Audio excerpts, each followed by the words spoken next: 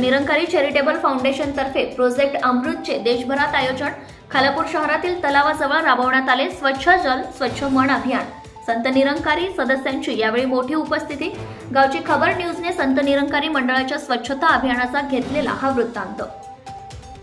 सद्गुरू माता सुदीक्षाजी महाराज व निरंकारी राजपिता रमितजी यांच्या पावन छत्रछायेखाली रविवारी सकाळीच प्रोजेक्ट अमृत अंतर्गत स्वच्छ जल स्वच्छ मन परियोजनेच्या द्वितीय टप्प्याचा शुभारंभ यमुना नदीचा छठ घाट ITO दिल्ली या ठिकाणाहून करण्यात आला। बाबा हरदेव सिंहजी महाराज यांच्या दिव्य शिकवणुकीच्या प्रेरणेतून साकारलेली ही परियोजना भारतवर्षातील सर्व राज्य व केंद्रशासित प्रदेशांतील 1533 ठिकाणी एकाच वेळी राबवण्यात आली, ज्यामध्ये 11 लाखांहून अधिक स्वयंसेवकांनी भाग घेतला। प्रोजेक्ट अमृत अंतर्गत स्वच्छ जल स्वच्छ मन ही परियोजना खालापूर शहरातील तलाव या ठिकाणी राबवण्यात आली।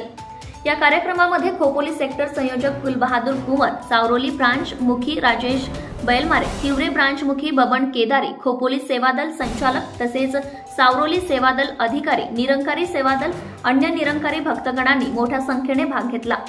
यावेळी खालापूर नगरपंचायत उपनगर अध्यक्ष संतोष जंगम, नगरसेवक राजेश पारठे, प्रतिष्ठित नागरिक व जनसामान्यांकडून या उपक्रमाचे कौतुक करण्यात आले।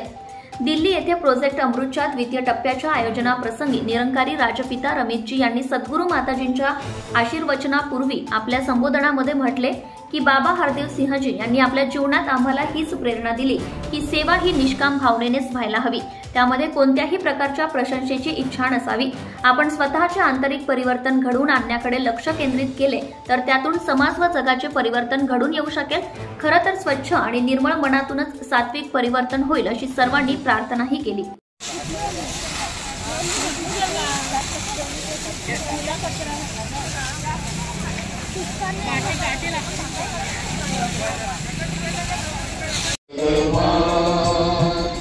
मुझको तेरे प्यारे दाता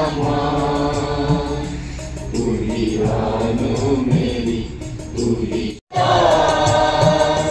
करूं सिमरन तेरा हर श्वास, तेरे चरणों में है अरदास।